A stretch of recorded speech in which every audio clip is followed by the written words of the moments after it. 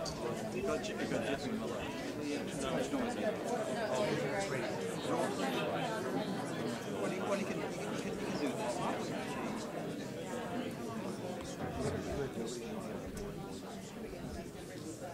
evening. I'm Steve Bankston, and chair of the Churchill Club and director of Emerging Company Services with PricewaterhouseCoopers. Welcome to our program tonight. Our program on this auspicious date of 1/11/11 is called Overconnected. I'd like to welcome our speaker, Bill Davidow, and our moderator, Geoffrey Mohr. Thank you both for being here. Fenwick and West is graciously hosting our gathering this evening. Thank you, Fenwick. Before we get started, some brief announcements. Our next program on Wednesday, January 19th is called WikiLeaks. Have you heard of WikiLeaks? Why it matters, why it doesn't. Speakers include Daniel Ellsberg of Pentagon Papers fame, Peter Thiel of Founders Fund and a co-founder of PayPal, and more. Don't miss this timely and important conversation. Next, on Wednesday, January 26th, we'll head up to San Francisco with a great panel program called Location and Privacy, Where Are We Headed? With speakers from Facebook, the FTC, Microsoft, and more. And finally, on February 24th, we present former Sun Microsystems CEO Scott McNealy in conversation with former Motorola CEO and former Sun President Ed Zander. Ed just can't get away from Scott. Talking about the legacy of Sun Microsystems, perspective on where the industry is headed, and probably plenty of surprises, and which database you should use now. This promises to be a very entertaining evening. Details of these and other upcoming programs can be found on the website at www.churchillclub.org. Last announcement, I promise, you'll find Twitter codes in your printed program. If you're tweeting tonight, please use #ChurchillClub. Finally, it's my privilege to introduce our moderator. Geoffrey Mohr is a legend in the industry and has made understanding and capitalizing on disruptive technologies the focus of his life's work. He enjoys addressing very big strategic challenges and working as one of the leading business consultants in this capacity through TCG Advisors. He's also a venture partner at Mohr Davidow Ventures, and of course he's known the world over for 3 best-selling books that are required reading in business schools, among them Crossing the Chasm. We're pleased to welcome him back to our stage. Let's give him a very warm welcome to Geoffrey Mohr, who will introduce Bill Davidow.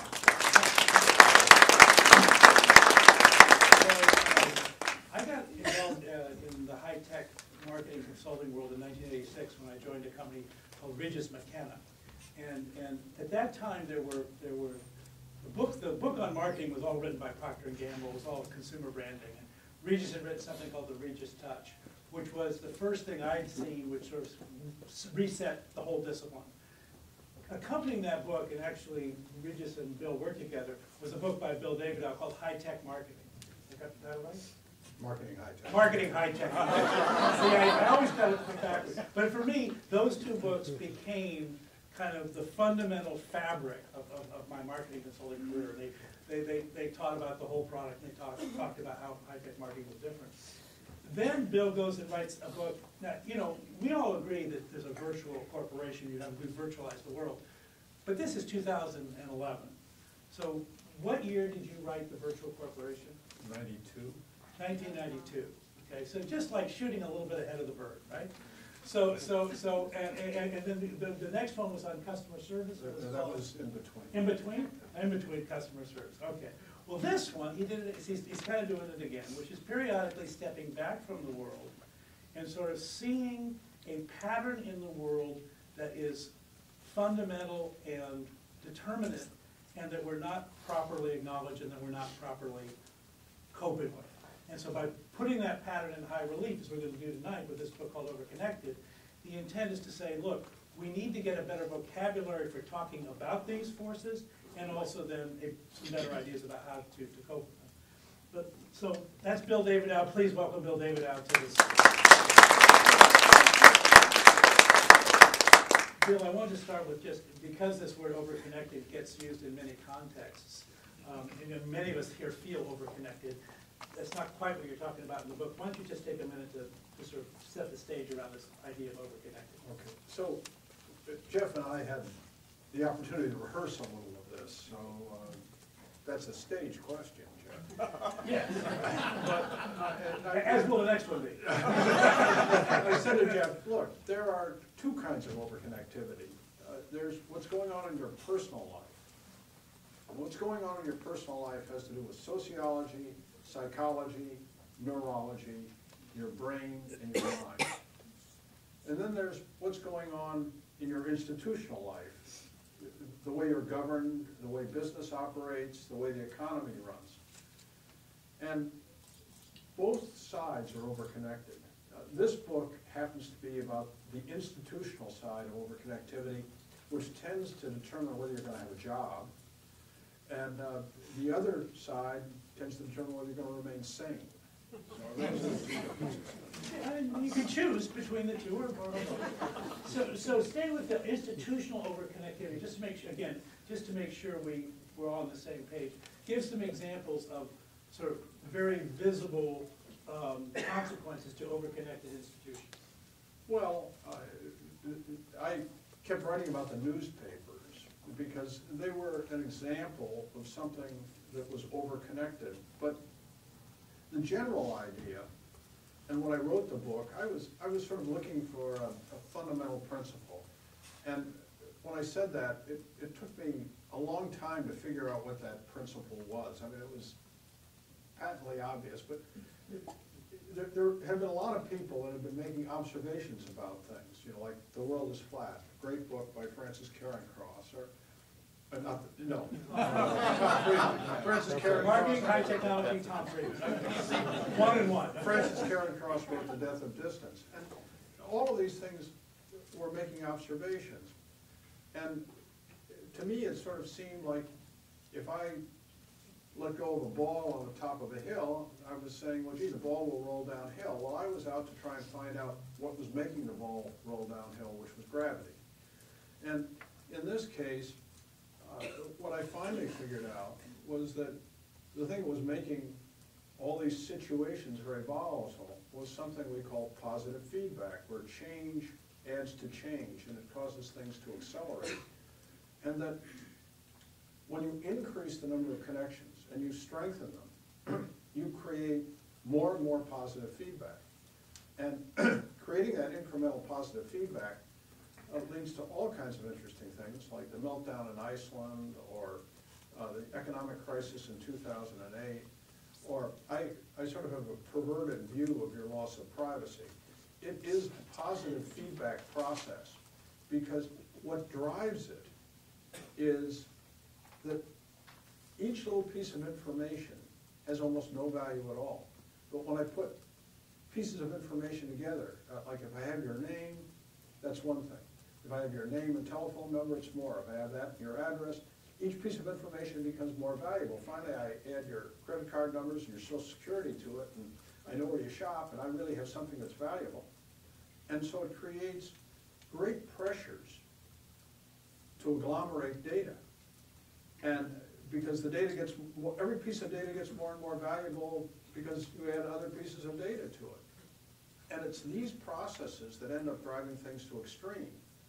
And then something bad usually happens. I had something that I used to call the vulnerability sequence, which starts off with a little bit of positive feedback, and then you get locked into something. And the minute you get locked into something, you become vulnerable. And because, you know, that's the only thing you can do. So if you become locked into the automobile, ultimately somebody is selling you oil, and you become vulnerable to that kind of thing. I'm talking too long. Well, let me just go back to something you said, because you were talking about this positive gain thing, and as you were talking, you made me think of Metcalfe's law, which was, you know, every time you add a person to a network, the network gets more valuable. Why isn't positive gain a valuable thing? Why isn't it a positive? I mean, look, positive feedback is great. Like the Federal Reserve and Bernanke are trying to get a little positive feedback going in society to make it grow. Silicon Valley was created by positive feedback. All these processes, these self-reinforcing processes, the right amount of positive feedback is a good thing. So I distinguish in the book between something I call underconnected, which you're living in isolation and nothing happens, and then connected, which is a very stable environment, and highly connected, which is what Silicon Valley was, where, you know, we were growing and maybe a little bit too fast, but it created lots of opportunities for people, and it created lots of invention and all of these things. And then there's this situation, overconnected, where you think of internet bubbles are part of overconnectivity, or once again, all these economic meltdowns, or the loss of your privacy. And when I say overconnected, what I mean by this term is that there are two things that happen. One is your environment is the thing you're connected to. And if I change your interconnections abruptly and I strengthen them, you go through abrupt environmental change. And unless you can adjust to that, you're had. So that's what's going on with the newspapers. That's what's going on with travel agents and things like that.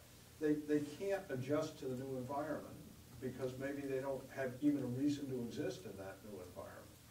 The other thing that happens is that the environment can stay pretty constant, but because of all this connectivity, institutions transform themselves very fast, very quickly.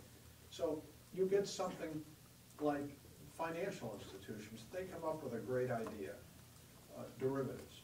Now, derivatives have been around for a long time. They are a great idea. But, and they are a great idea when used properly, but in 2000, the value of the over-the-counter derivatives in existence was $60 trillion. Now, that's a big number. That's equivalent to the economic output of the entire world for a year. So you might say, what are you hedging against? I mean, that's a lot of hedging. But by 2007, the over-the-counter portion of that market was worth $600 trillion. Now I can ask you, what are you really hedging?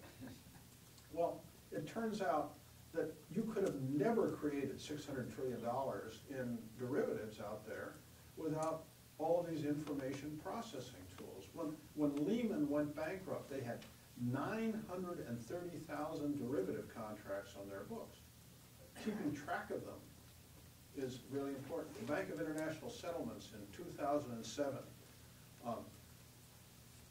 put out a paper, and they estimated that the losses, if things were highly correlated, could reach $1.6 trillion. Well, that number in 2009 looks like it was a pretty reasonable guess. It was probably low by a factor of 2. So you create all of these things in these highly connected environments.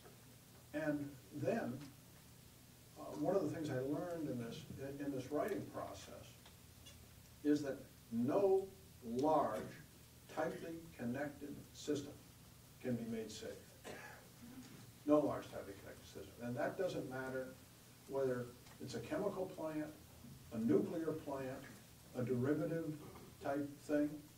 For some reason, people who study these things find that two ships in the middle of the ocean crash into one another. The environment is so complex. That's why people worry about accidental nuclear war, because it's a very, very complicated environment. And the other thing I learned about that in reading about this is that the safety mechanisms that you put in place frequently are the source of the problems. And so the safety mechanisms end up connecting things and interacting with things, and suddenly a problem happens. So, well, okay, so it's interesting. So highly connected is a highly desirable state, more desirable than connected, certainly more desirable than underconnected. And overconnected is this highly volatile state. And so do you have any sense of how we sense that boundary condition? Because it seems like a pretty important boundary condition for us to be able to sense. That's a question that I really wish I knew the answer to, Jeff. But You know, I'd like to say you know it when you see it, but. You could be a Supreme Court justice and say that. Yeah, but it really is a very difficult problem, because there are all these opportunities out there. And they look absolutely great. They look absolutely great. But you know, we connect things. And one of the points I try and make in the book is, be careful when you connect things. Think through the implications of it, because you may put yourself into an overconnected state. And we do this not only in the computer world. Think about things like defined benefit pension plans. What we do is we say, gee, you don't know how long you're going to live, so we'll connect you to something really secure like General Motors. And what happens is that we take something that might have been secure and we set up for failure. So you've got to watch these connections when you create them. In the case of privacy, we knew about the dangers of connectivity. In 1974, the federal government passed I forget what the name of the law was, but it prohibited the Privacy Act, the 1974 Privacy Act. It prohibited government agencies from interconnecting all these databases unless there was a specific reason for doing it. Government can't do what ChoicePoint does. Now, the government knew about that. Why did we let ChoicePoint do it? Probably because the FBI wanted access to the interconnected databases. And so all of this is going on in the commercial world. And many of you may not trust government, but when you trust all these other private businesses more, and I suspect maybe that's not a good choice. You know, as you were saying that, it occurs to me that one of these highly connected to overconnected is, there's a lot of talk about metadata, and sort of metadata being about data. And I think if I think about at least the financial meltdown and some of these things, and how do you get $600 trillion worth of derivatives, is because you start doing instruments that are about bets on metadata, not bets on data. And in fact, you don't investigate the data anymore, you just play with the metadata indexes, and then you could probably get metadata. I mean, I could just sort of see this thing, and yeah, you could see why it would eventually blow up. Well, in the case of derivatives, it's even more pernicious. And see, when I sell you a call option or a put option, which is really a pretty simple-minded derivative, I always create a replicating portfolio, if I'm selling it to you, that's supposed to track the original portfolio. And I charge you a fee for doing it. And I make the fee big enough to cover my costs of setting up the replication. So now you get the derivative system going. And the people are setting up replicating portfolios, they make a bet, it goes against them, and they set up another replicating portfolio, which they set up another replicating portfolio, and now they're dealing with data about data about data, and this thing concatenates like that. So that's how you end up with $600 trillion of derivatives, because what they're doing is creating derivatives to ameliorate the risk of more derivatives. Okay. So now, you have a lot of examples in the book. Before we get off of this concept, I just want to make sure that is it all one concept, or are there different sort of shades of this? You have a long discussion of Iceland. Actually, we were talking offline about Flash Crash, about WikiLeaks, which is again going to be a topic, I guess, next week. As you look at these, are there other patterns that? What are some of the key salient patterns that say overconnected situations have the following things maybe in common, or the critical? Well, overconnected situations are characterized by very, very rapid change. They are accident prone and contagion prone. So if you look at these situations and say, could there possibly be a financial accident in this environment? Well, with $600 trillion of derivatives out there, and banks leveraged, investment banks leveraged 30 to 1, yeah, I mean, if you wanted to try and get at it that way, you could possibly see it. and then the contagion piece of this, because I get the accident prone thing, if you're leveraging yourself 30 to 1, you're not giving yourself any room for an accident. Right. What about the contagion piece? I mean, Overconnectivity is associated with contagions because biological contagions. Okay? They're positive feedback processes. In order to get one really going, one person has to infect more than one person. That's a positive feedback process. So one person sneezes, infects 2, then each of those 2 people sneeze and they infect 4, and things like this. And so you get these contagion processes going. So in something like the flash crash, I mean, that was a contagion that only lasted for about 20 minutes, but everybody, one seller motivated other sellers to sell. And, you know, runs on banks are thought contagions that are around. And I use the word contagions, but all of these contagions, one of the things that I discovered was that biological contagions are very different than financial contagions. And the reason is that in spreading biological contagions, you frequently die. But if you spread a financial contagion, you frequently make money. And that's a very different thing. So lots of times, people are motivated to create financial contagions and give them an opportunity, and that's something they're going to do. Geoffrey, we have a question back there. okay, yeah. So that's true. Oh, hold on, Bruce, hold on a second, because we're recording this thing, and so if you could wait for microphones, it'll be good. Fire away. So I think that's a really interesting point. You know, we saw that in the dot-com bubble where we all were contagious about investing in dot-coms. Everybody else is making money. We want to do it. We saw it in the real estate bubble.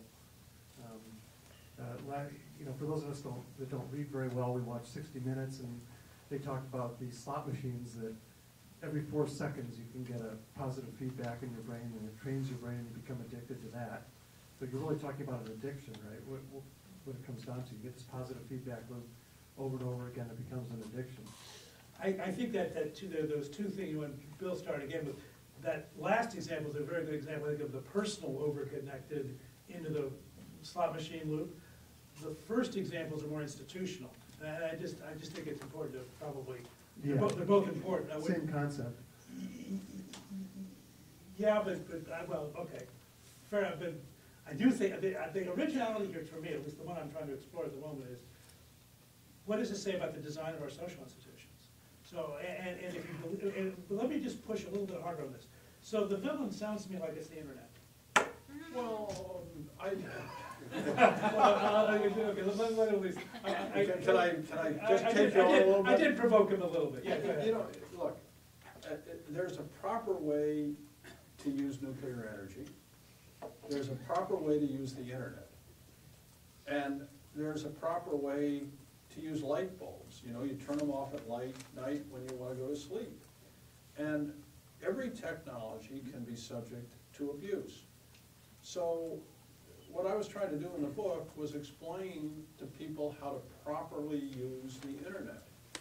And in order to properly use the internet, you're going to have to change some other habits. I mean, I couldn't get along without the internet. I love the internet. I love email. But properly using it is a challenge. And you know, that's the thing. And one of the arguments in the book is you get to where you were going before you've even left with the internet. I mean, it happens so fast. So I was telling, if you look at the way we design airplanes, I'll give you a great idea. I want to get the 787 on the market. So I'm going to forget about all these redundant systems.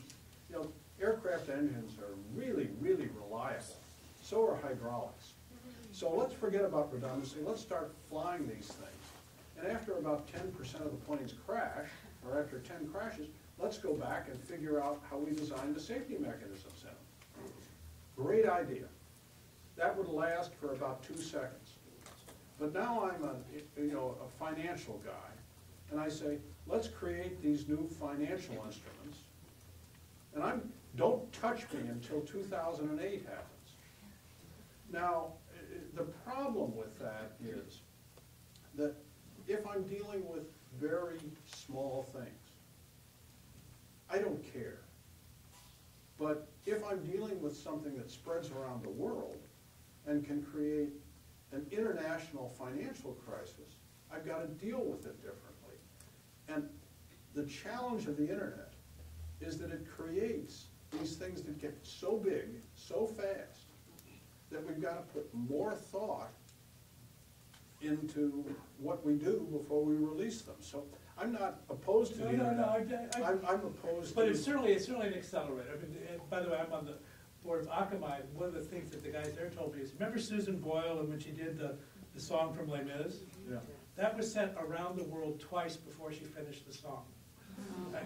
So that's that accelerator. You had a question, you wanted a comment perhaps? Yes, well, see, from so far what you have described, I am feeling more the scale of the incident happening is the problem than the over-connectivity. If it is over-connected world or over-connected institution, a single failure may not cause a catastrophic event, but the scale of those things happening together is causing it. So maybe information flow processing modulation may be a better tactic than trying to prevent over-connectivity. Okay, that's. Well, see, I would argue that scale is a result of overconnectivity in many of these cases. I mean, $600 trillion of derivatives could never have been created without this high level of connectivity. So, I mean, I don't want to, I understand what you're talking about, modulating the information flow, but things just get big very, very quickly. So well, this gets, I mean, now we're going to get to the other half of this thing, which is, as listening to this, whatever the remedies are, they're going to feel very counter to at least, you know, a whole chunk of the American ethic around laissez-faire capitalism, et cetera, et cetera, et cetera. So, and you know, you did rather well in venture capital, and you could argue that venture capitalists, at least I would argue that venture capital succeeds with bubbles. That's kind of where a lot of the money in venture comes from. So how do you start seeing a society which still wants the benefits of at least some of these overconnected outcomes, and yet at the same time is clearly putting itself at risk if it doesn't modify its behavior somehow? Yeah, Jeff, you're on to one of the big challenges. I hate to mention this because I am not a radical left-wing communist. I mean, but it's going to sound like not only am I a communist, but that I'm a radical left-wing communist. But I have a secret for you about Adam Smith. The free markets we talk about today were not the free markets that Adam Smith talked about. Why? Because there was moral control in the free markets that Adam Smith talked about. And the reason there was moral control is the markets were local. And so if you did in somebody, you had to go to church and listen to the preacher. And suddenly, when you get these connected environments, you begin to remove cause and effect. So things don't behave the same way. And as a result, we've got something in economics we call externalities. And externalities are, you and I make a deal, and we pass the costs of the deal off to a third party. So I am a big polluter, and I, you know, throw everything in the stream, and I make a lot of money, but the people downstream, you know, all get cancer. That's an external cost. Or you and I make a lot of financial transactions, and we pass the cost off to the taxpayer. In these highly connected environments, we have a great deal of trouble dealing with the costs of externalities. And Go ahead. and that's a big, big problem. Two things that made me think of. When you were talking about moral control, so in 2008, I had a chance to interview Alan Greenspan for an hour on a stage. And the wheels had started to come off, but they weren't so far off that people didn't want to come and see Alan Greenspan's. That's the window that we had to. But in talking to him, the thing, he said, the mistake I made was I thought that the leaders of the financial institutions were morally driven individuals, because that's how I grew up. That's, you know, your word is your bond, and this is how it worked. And he literally, I mean, he didn't say that on stage, but off stage, you know, it was like, I had the wrong mental model. I had the wrong mental model.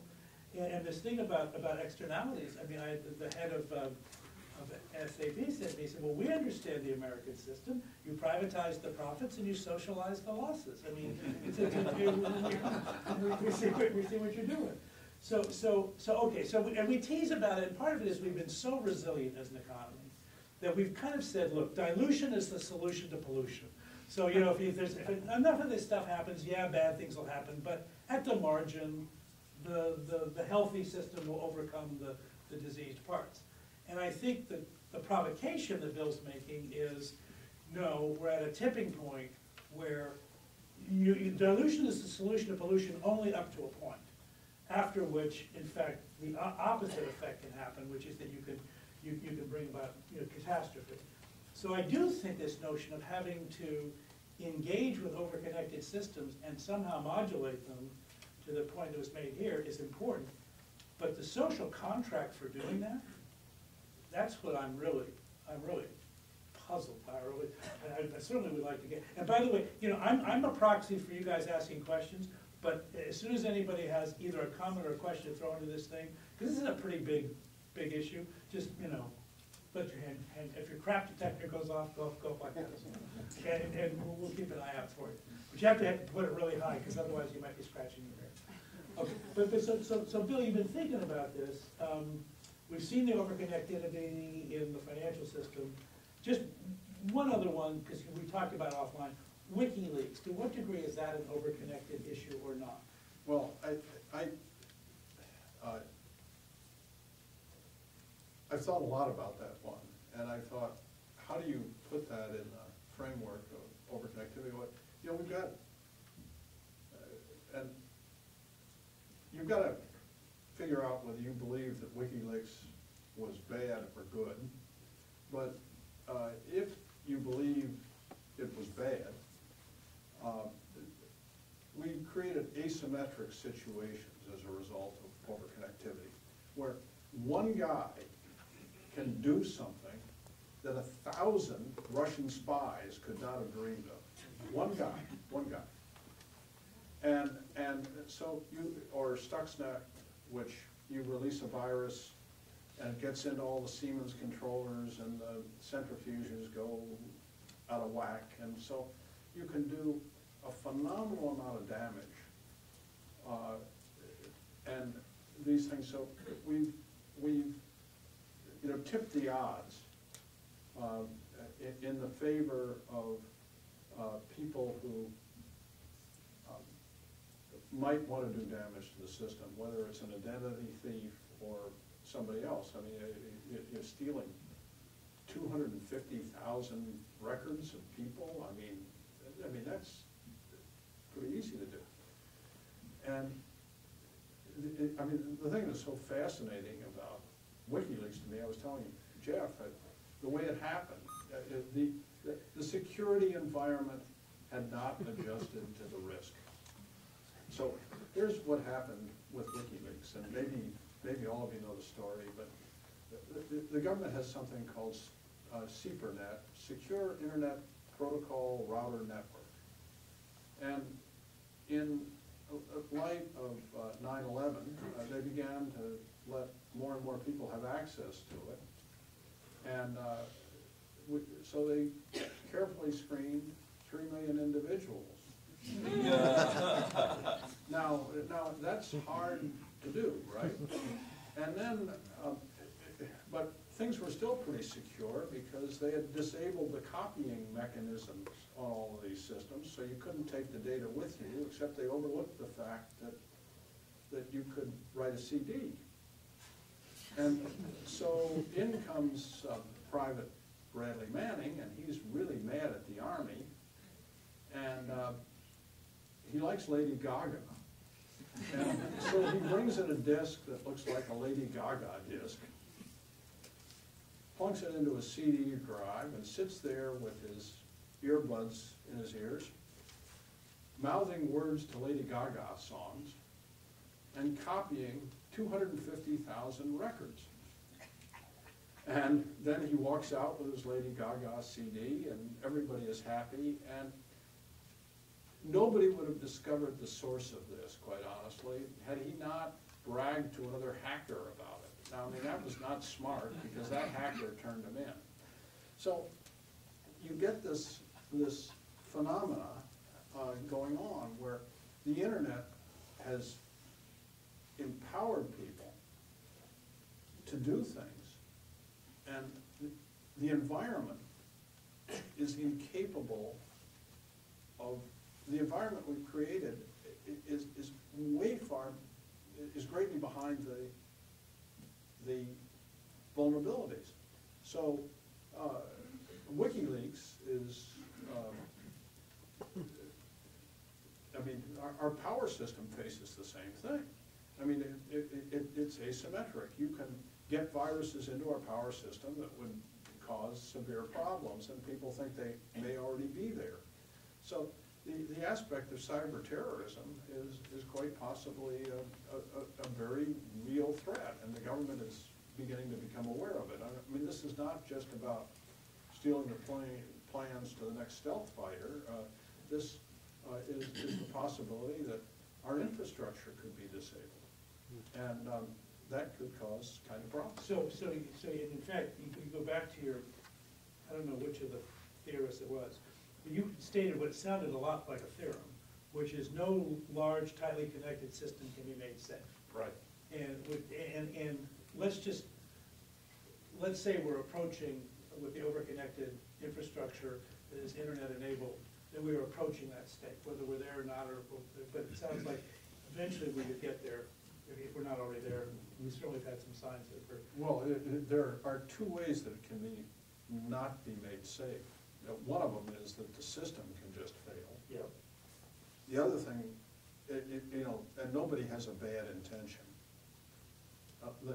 The flash crash. That was a system failure. It was not intended. I mean, Unintended consequences. Unintended consequences. Somebody was just trying to make a little money. Yep. And he sold $4 billion of E-mini S&P 500 short, and that got people excited. And $4 billion. Yeah. It was a little bit of. But no, he wanted to. He wanted to. He Oh, okay. wanted to. I Okay. mean, it was a legitimate transaction, and that caused a flood of orders and Yeah, everybody. sure.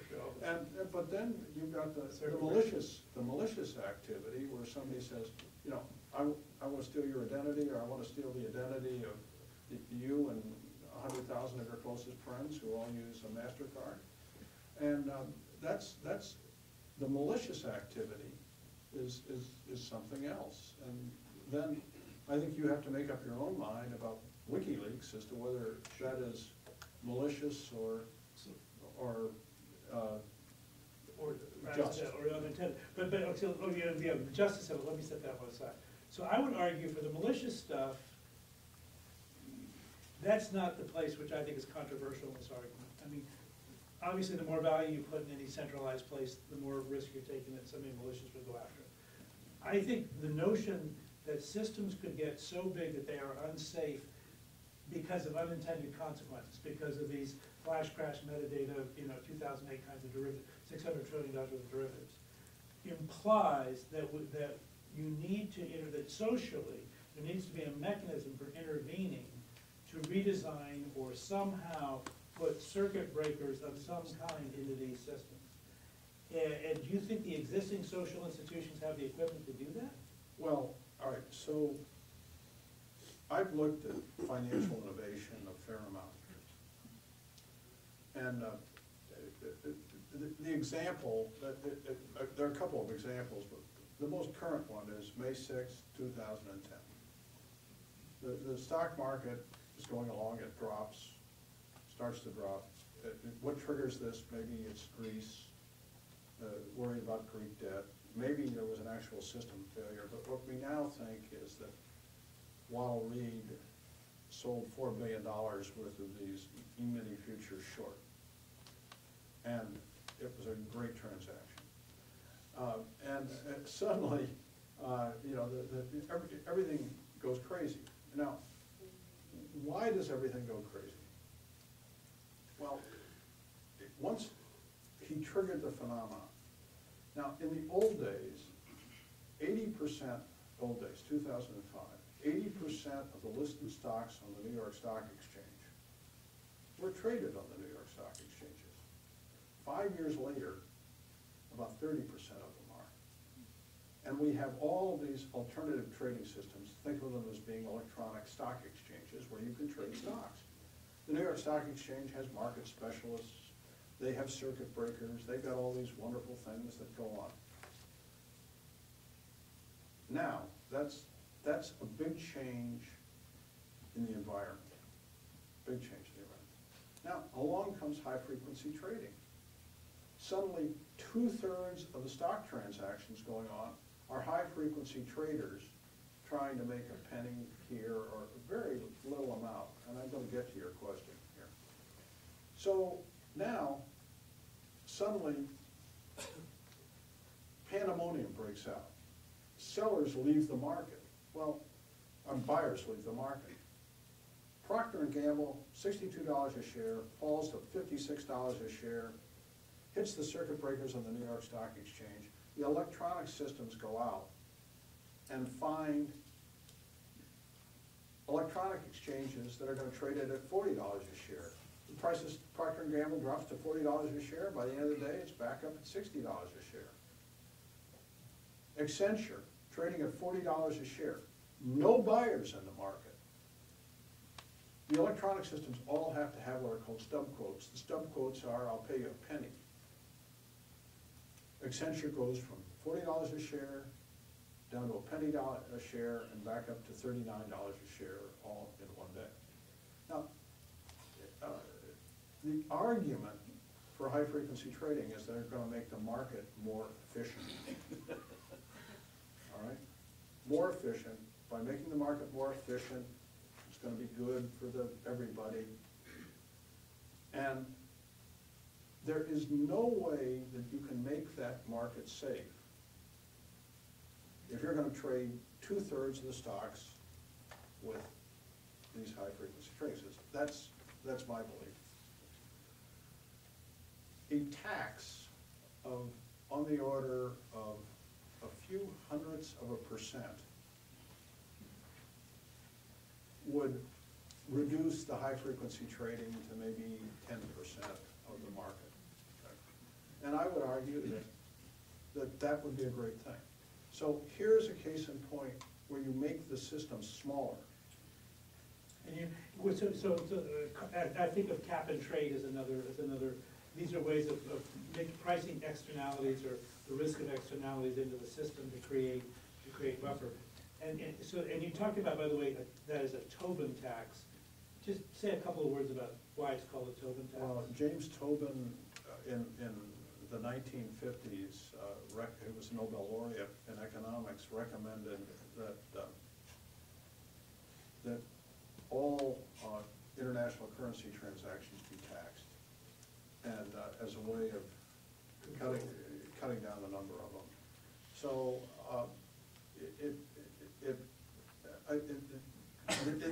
this would sort of be a Tobin tax on these things, but what if you can't make these things safe? There's a real question as to whether or not you should let them get big. And how do you prevent? Even with the Tobin tax, it occurred to me, I could see how we could retroactively lock that barn door. The problem is these systems are morphing in ways that we cannot anticipate, do not anticipate, and I don't understand how you pre-regulate a chaotic outcome. That's why I was asking about social institutions, because if you don't have a moral agent, I don't see how you can make it work. Well, I mean, this is one of the challenges of overconnectivity, and I don't think anybody who was a high-frequency trader, they were doing things that were absolutely legal. And I don't even think there's a question of morality, so. So by the way, Karen was advised. I think whether you want to ask questions or make comments, this is a part of our world that's we're all challenged by, and you know, so I would encourage you to either wave with a question or a comment. We've had this gentleman. Well, let's have this person right here, because I want to make sure we get some new voices.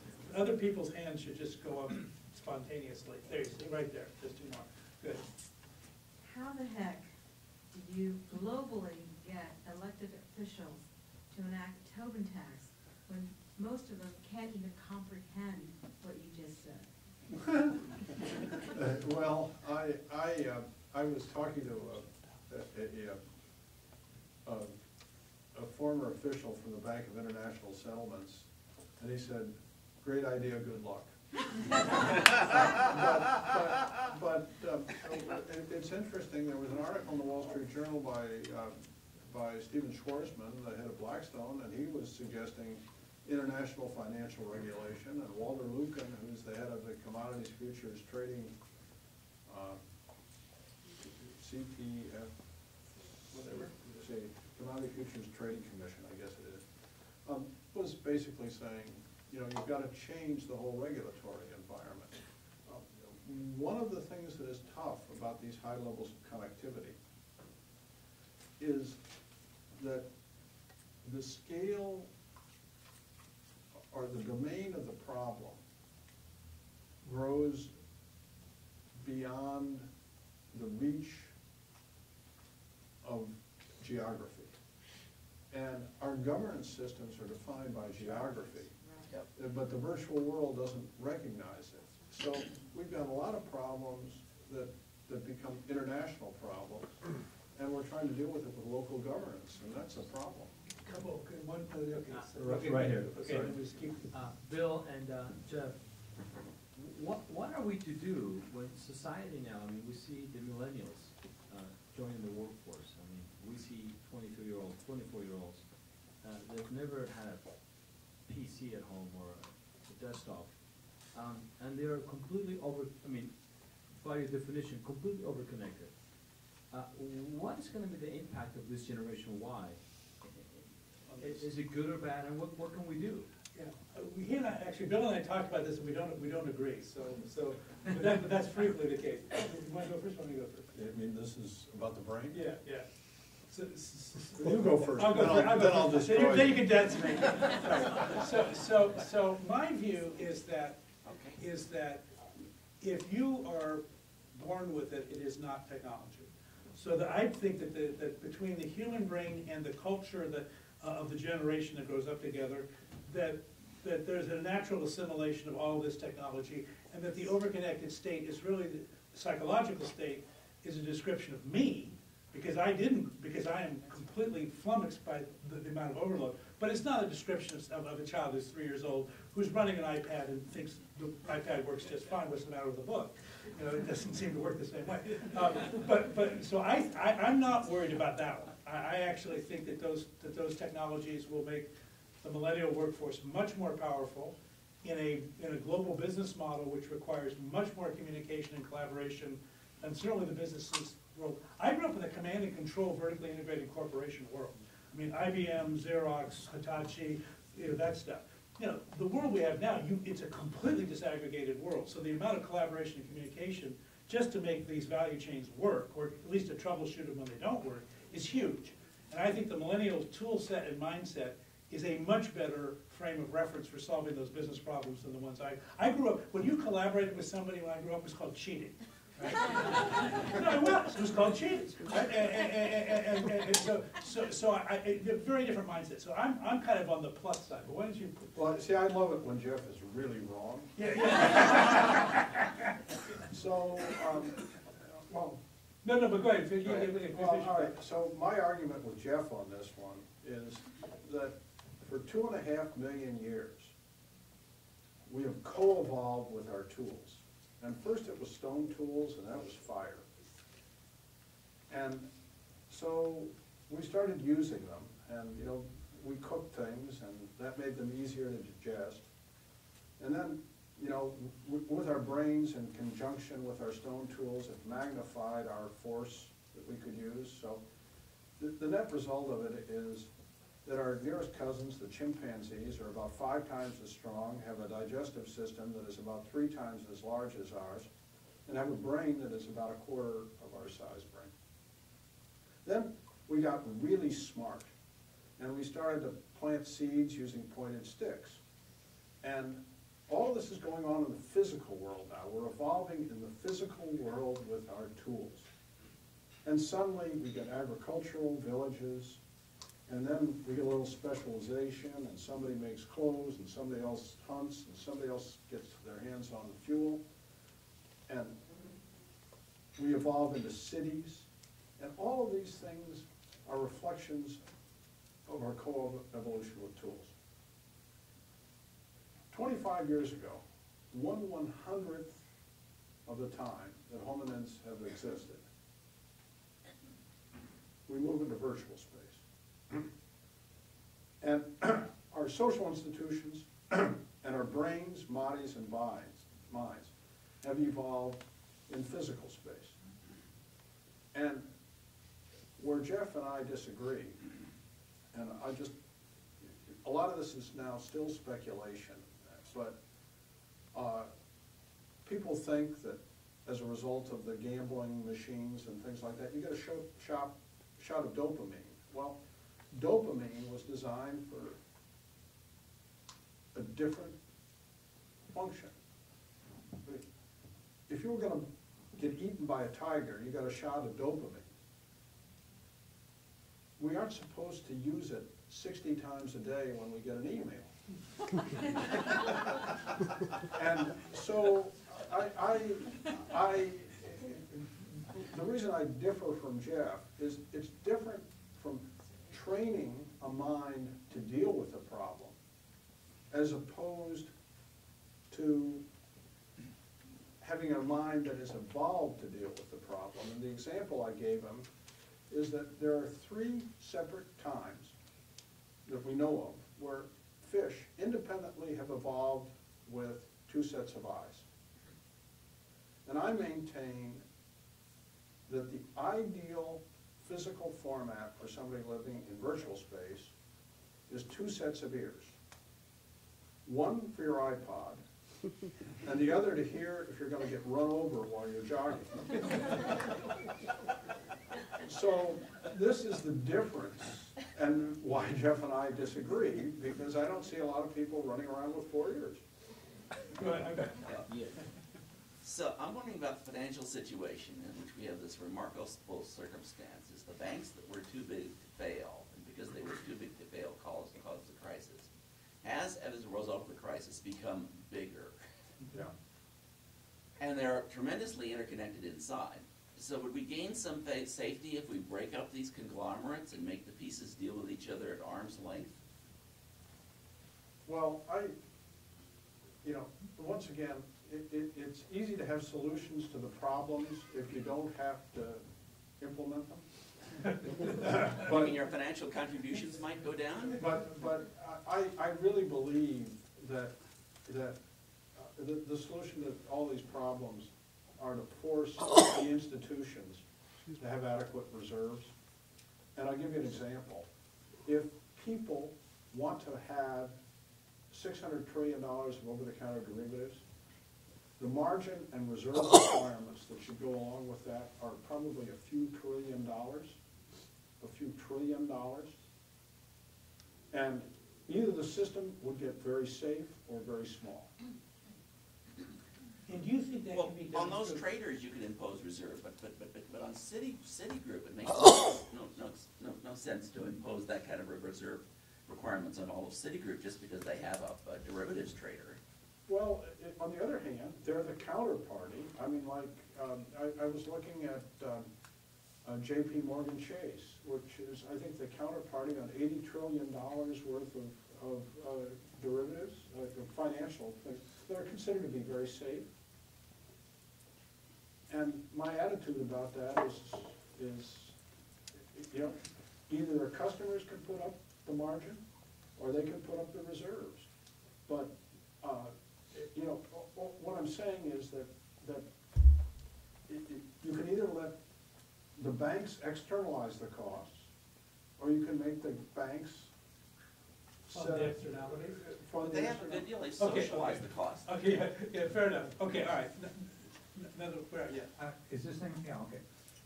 One of the things you haven't mentioned is this concept of the black swan, or the unexpected event that changes everything. Can you comment on that concept with respect to this overconnectedness issue? I think it is the same concept. I think that what Bill's theory is that, or at least that no large tightly connected system can be made safe, is black swans must happen, as opposed to, oh my God, how do we get another black swan? I think that. Yeah, and black swans are normal occurrences, is what I would argue. In an overconnected system, which is in a highly unstable state. So it's a very the reason why black swans were abnormal was because overconnectedness was abnormal. I think we're fair. Paul? So, Bill, I have not yet read your book, but I wanted to come back to some of the issues that you were talking about earlier, more with a prescriptive view. I also read the Stephen Schwarzman article, and it struck me that having Stephen Schwarzman advocate for financial regulation is like Bernie Madoff advocating 401k plans. Right. I want financial regulation just so long as it doesn't affect my tax rate above 15%.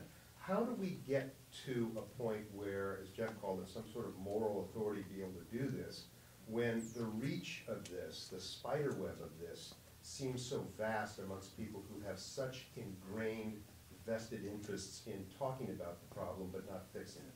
This is a version of Bush's version. Well, you know, but if this were an easy problem, but I don't really have an answer to that, but one of the reasons I wrote the book was that I wanted to educate people about the problem. And that in no way means that and I tried to indicate the form that some solutions might take. But if people don't understand the problem, they're never gonna get there. And so, I mean, we do dumb things. I mean, we connect things when there isn't a need to connect them.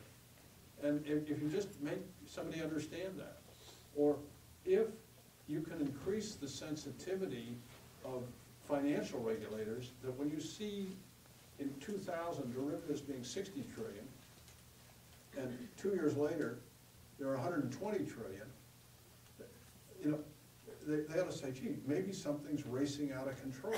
So maybe you'll be able to get people to act sooner. And if you can make people appreciate the self-serving nature of these arguments, I mean, it is, you know, the argument is always it's going to make the market more efficient, and nobody ever says there's a 20% chance of 2008 occurring. And so if people understand that there's a 20% chance of 2008 occurring, maybe they're going to approach the problem differently. You know, there's a version of the questions asked here, which I think we have to keep in mind. Generalists cannot regulate specialists, right? Because it's too you could never get a bunch of generalists to understand the problem well enough to regulate a bunch of specialists. Which means I think you have to create the reform in the specialist community that today is actually given this opportunity to become exceptionally wealthy around it. So you look at the Basel stuff, you look at that kind of things. But again, I think if you don't somehow reactivate moral responsibility and actual just moral presence, it's too easy for specialists to trick generalists. It's just too easy. Avery, hold on a second, there's a, right here, and then this person over here next. Oh, okay, there, and then, okay, then we'll get to it. So as a quick question, I'm really intrigued by your specialist generalist comment, because there's some really good documents which are very general, but have been very enduring. Yes. like the Constitution. Good, Another one being like board duties, like the duty of care. Yes. Which are kind of moral frameworks, but they've proven very enduring. And I'm curious, are there ways to apply some of those principles to this problem? Well, I've thought a lot about the Constitution. And, you know, there are things in the Constitution that are, you know, just so wonderful. But I wonder if we had the Founding Fathers here today, and they knew about technology, whether the Constitution will look anything like it looks. I mean, with the exception of a few things like free speech and But things still, like what you're saying about duty of care then, could the board governance rules that really cover any public board member, could that be the moral, the sort of the platform that would underlie reform? I really,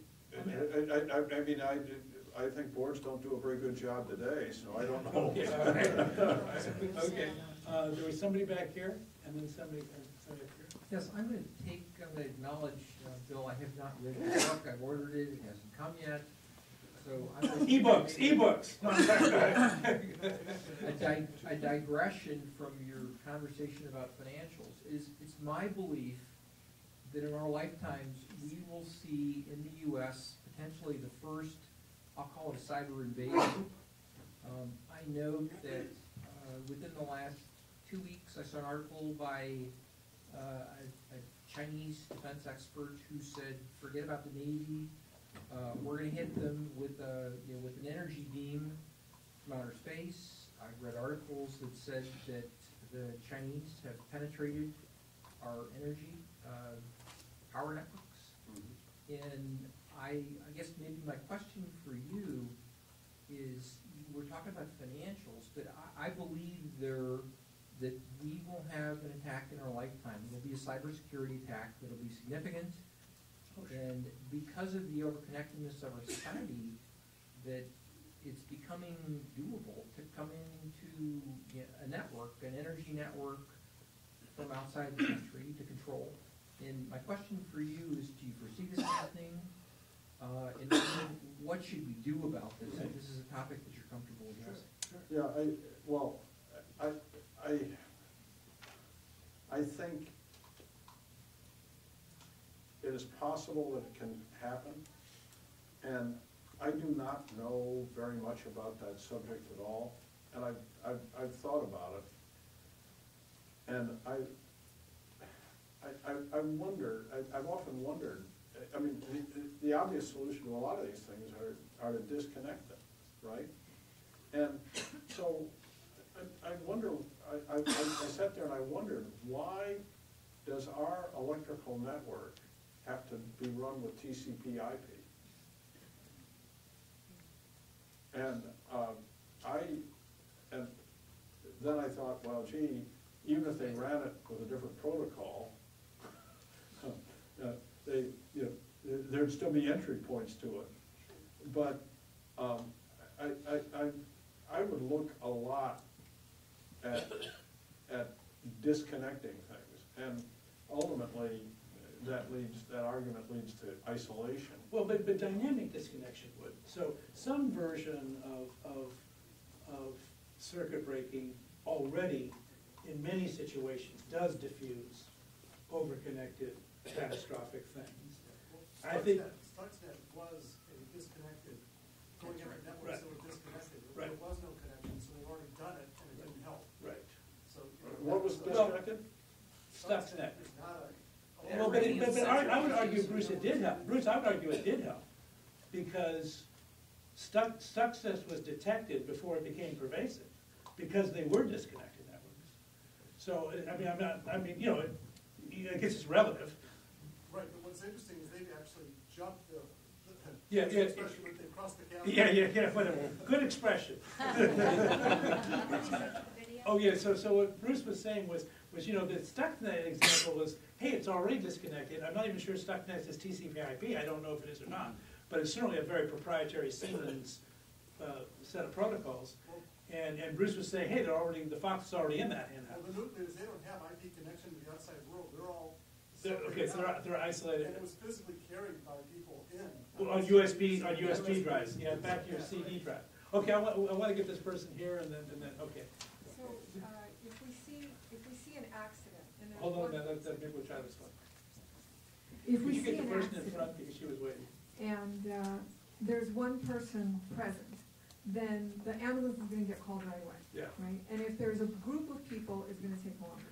So, the fundamental question I have as I'm listening to you is there are so many parties involved, whether it's the financial system or the infrastructure. How do you ever get a sufficient critical mass to get to any kind of action?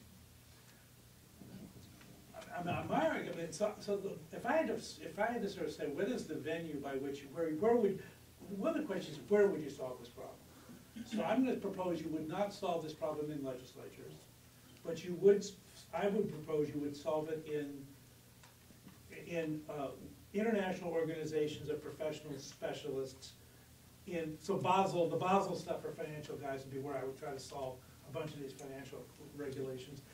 Around security issues, again, I would try to convene a set of specialists. Because I don't think generalists can intervene in a specialist thing intelligently. So that's where I would try to do it. Now, whether that would work or not, I don't know, but that's where I would start.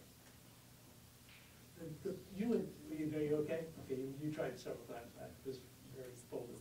All right, we'll get this gentleman over here. He's been also trying. Yeah, you talked about. And then we'll do maybe one or two more questions, and then we can kind of circulate whatever as much as you want. Okay. You had talked about the impact of externalities on kind of being a limiting factor. I mean, we obviously can't turn the game down on the internet, right? But maybe the aspect of how do you figure out what those externalities are? The policies that we work with right now are known, and the things that we're dealing with are things are unknown, and they become unknown more as the external environment manifests itself. Right? So what kind of guidance can we give to people that want to really make changes in the policies but don't understand the externalities?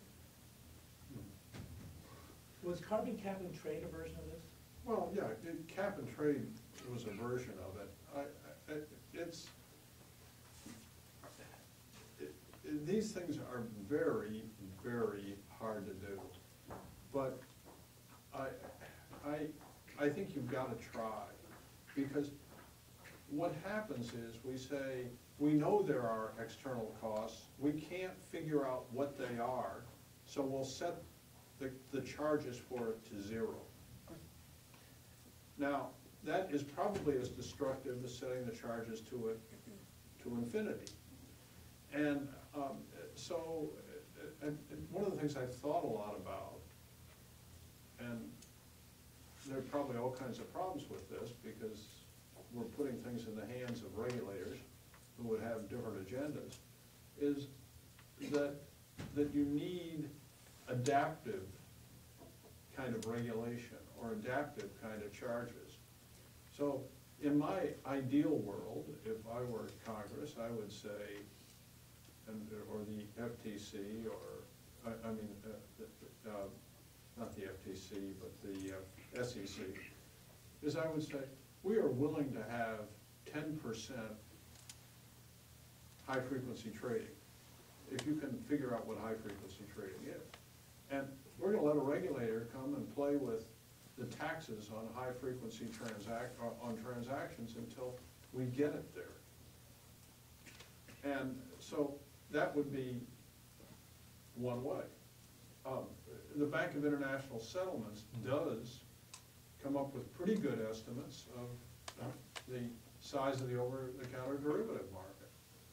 And I would say, hey, guys, let's have them or somebody else say, we'll play with the reserve requirements on this thing until we have, $30 trillion worth of over-the-counter derivatives.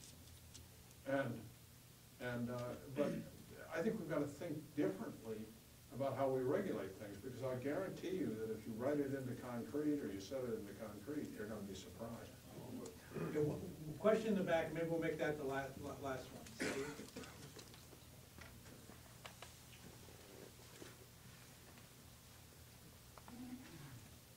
It's good to get the last word with you, Jeff. Thank you, Steve. So I think when we look at really disruptive business models in this virtual world, disaggregation is the platform we build them on. We disaggregate systems and we disaggregate connections. Look at mint.com for banking, for instance, an example I often use. So for those of us that are advocating to customers that they do need to think about more connectedness, how do we bake in that kind of moral feedback that you were talking about? We're not going to stop advising connectedness, so how do we advise the kind of moral obligation? So, I'll give Bill the last word. I think that this issue, one of the issues is data versus metadata. I actually think connectedness around data is goodness, and that more connectedness around data is goodness. And when you get to metadata, it starts being good, but it goes bad somewhere along the line, because you get sufficiently disconnected from consequence that you can literally, consequence isn't even visible. So even if you are moral, you can't even see it. And so, I can remember with collateralized debt obligations, one of the problems with the mortgages was the guys who were selling them were selling, well, the people were buying them, and the guys who were buying them said, well, Citibank's guaranteeing them. So, and by the way, AIG's backing Citibank, so what can go wrong? You know, but you know, I mean, that was the logic. And so I think part of it would be metadata versus data, at least that would be one place. Well, I think that's a pretty cogent observation, and I would also, you know, sort of argue that, hey, we're worried about things getting very, very big, and if you're connecting small things, it may be disastrous to you, but it's not going to take down the world. So if you're only creating $100 million businesses, go to it. If you're going to create $100 billion ones, I get a little concerned. Listen, I want join me in thanking Bill for sharing his thoughts with us tonight.